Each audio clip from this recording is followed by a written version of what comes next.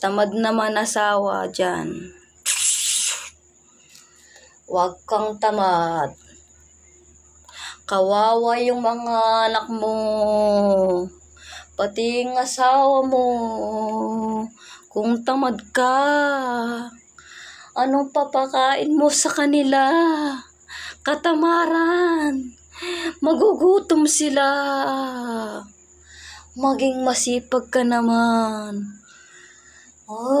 Isipin mo ang kalagayan ng mga pamilya mo. Hindi alam ng asawa mo saan siya mag-iiram. Kasi tamad kang asawa.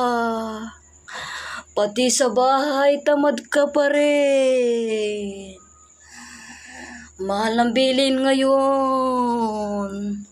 Wala nang libre. Maging masipag ka. Huwag mong pagugutumin mga pamilya mo. Kawawa naman sila.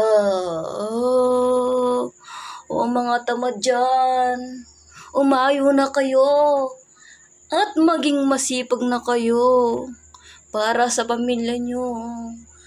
Ako nga masipag ng asawa ko.